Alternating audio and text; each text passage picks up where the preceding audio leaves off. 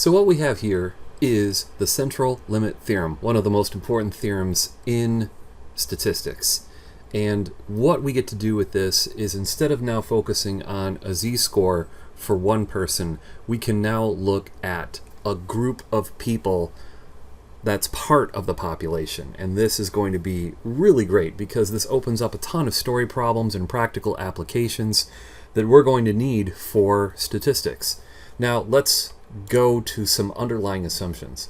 If we are going to be picking from a group, we are going to have a large enough sample size, or in this case, a large enough n. Large enough n. So we need this underlying assumption that we have a sample size n that's large enough to make a bell curve shape.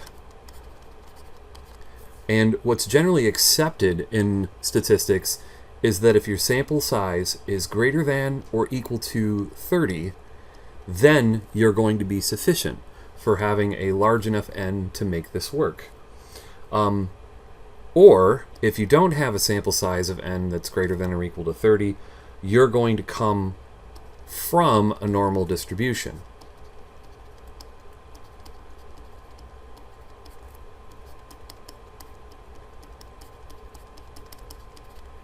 So what's great about this is that you can assume normality if you're pulling from a group that's normal, that's associated with a normal distribution, and then you can use all these cool tools at your disposal. Now obviously we've started with the z-score formula, as you saw, and the z-score formula was z equals our target x, that's usually one person or one datum there, subtracted from the average divided by the standard deviation.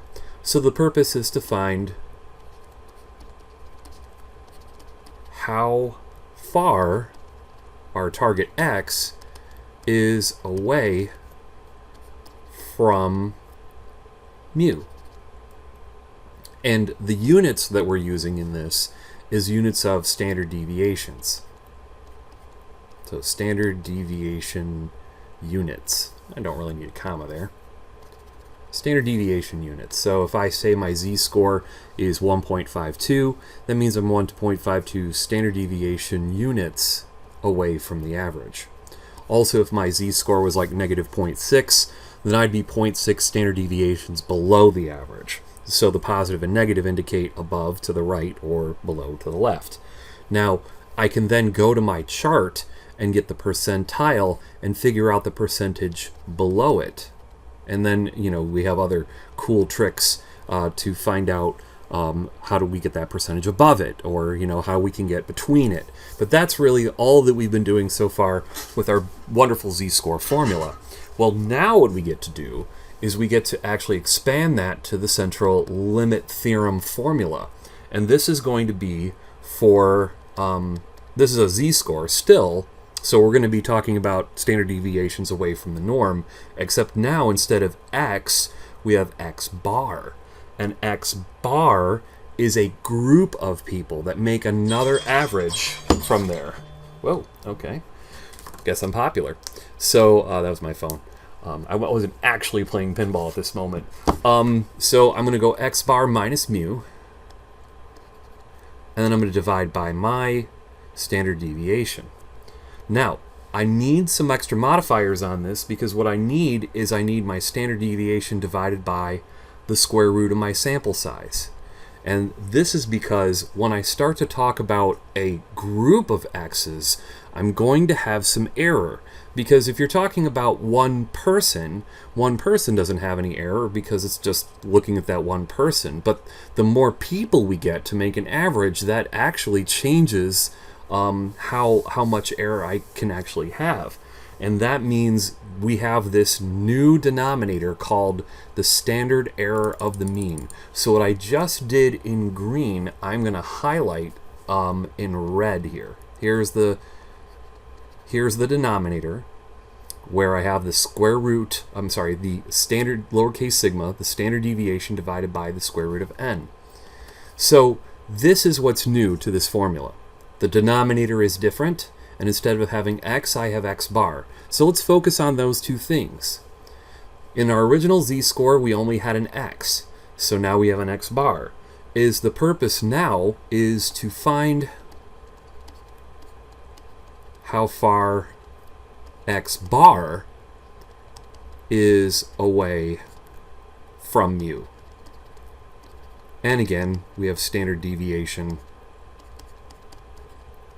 units. But the standard deviation units are also modified by our sample size. Now, this would also, of course, can be turned into a percentile, and the percent below it, because we can still use our z-chart for this. But here is the standard error of the mean, and this gets us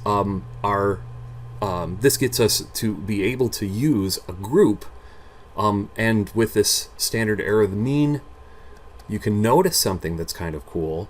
Let's say if n was equal to 1. Okay, let's say n was equal to 1. Well, the square root of 1 is 1. And then what we have is we just have the standard deviation.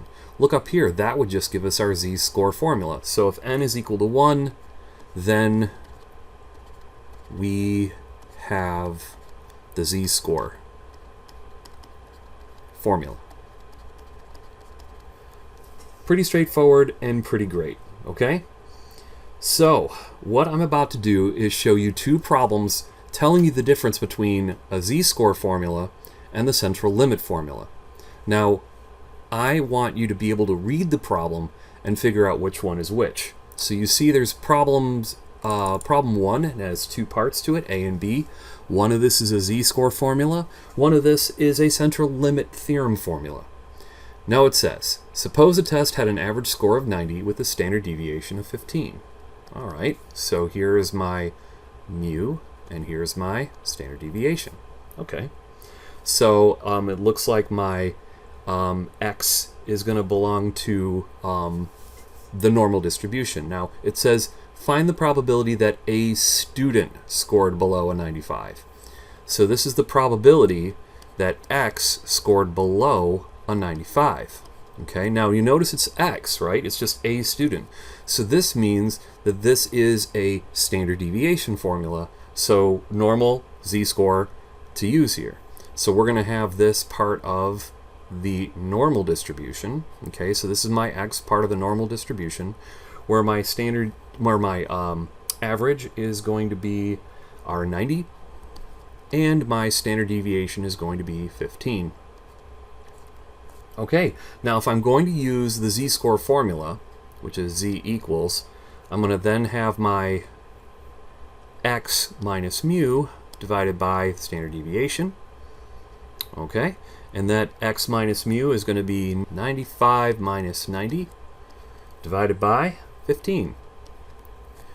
And this gives me a decimal of 0.3 repeating, because the numerator is 5 divided by 15. I can just write that out. 5 divided by 15, which is 1/3, which is 0.3333. And I'm just going to do just two decimals here, because a z-score is not a percentage, so this isn't 33%.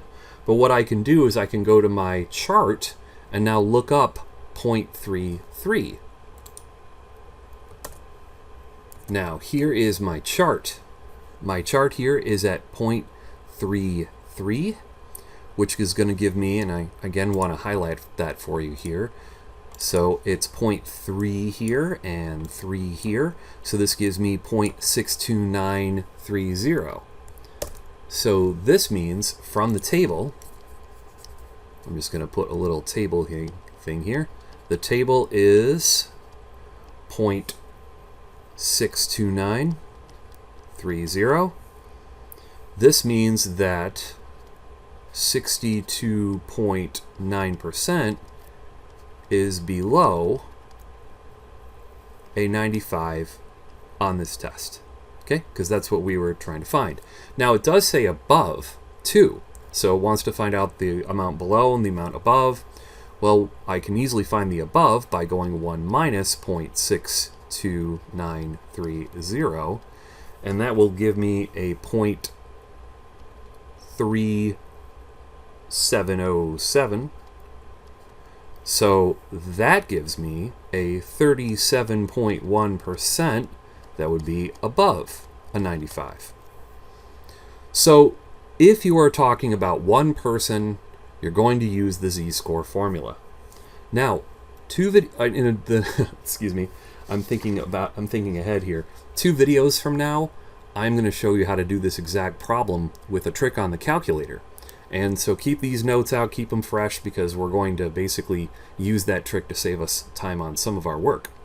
Now we're going to look at part B, which asks what percent chance does a group of 25 normally distributed students have of scoring below a 95. So let's go and think about this. This is now a group of 25 normally distributed students, and you want to see what are the chances that they will score below 95. Well, what's cool about this is that this is a group, so our probability is going to be for the x bar to be less than 95. So the x bar is now part of the normal distribution with our 90 as our average. And our standard deviation is no longer just 15, it's 15 divided by the square root of the sample size. So we change our standard deviation for this group. So this is actually a standard deviation of our little group X here. And you can put a little bar on top of that if you'd like to. But this means that we are going to not use the z-score formula. We're going to use the central limit theorem formula, which is going to take our 95 minus 90. And then in our denominator, we're going to have 15 divided by the square root of 25. So our numerator is going to be 5, but our denominator is not going to be 15, because it's 15 divided by the square root of 25, which is another way of saying 15 divided by 5. And so my numerator is 5 and my denominator is 3. And 5/3 is now 1.6 repeating, 1.6666666. So this is really 1.67. And this rounding is going to cause maybe some differences between the table answer and the calculator answer, but we're going to look up 1.67 on the table. So we go to our table and we go look up 1.6, and 1.6 is here. Let me highlight that in green. Here's our 1.6. And here's our 7. So 1.67 is across from the 1.6, down from the 7 to 0.95254. Okay, so from the table here, and I'll put down table, T-A-B-L-E, table, we're going to have 0.95254, which I can convert to a percentage, which is 95.3%. 95.3% below 95. So the chance of that group is actually higher than the chance of that one person. Now, it did ask for above, and so the above would be then taking our table value, 0.95254, and subtracting that, giving us 0.04746. And then we are going to convert that to a percentage, so 4.7% is above 95. Okay, so it's very rare that you would have a group of 25 people scoring above that, and that actually might make you question, if you do get a group that is a group of 25 that has an average higher than 95, you may start to question your average, which is the essence of hypothesis testing. Now, 2 videos from now, in part 3 of this central limit theorem video series, I'm going to come back to this problem and show you how to do this on a calculator. It's going to be pretty awesome. And so at least now you get the idea of how we determine whether we use the z-score formula or whether we use the central limit theorem formula. And you do that because you're going to check your sample size, and if it's 1, z-score. If it's a group, then the central limit theorem. And you can see that the only difference is the standard deviation gets divided by the square root of the sample size. So thank you for watching part 1. Part 2 is going to now look at an idea of betweenness. So you can see in part A, we went below and above. Part B, we went below and above. And in the second video, we're going to do between.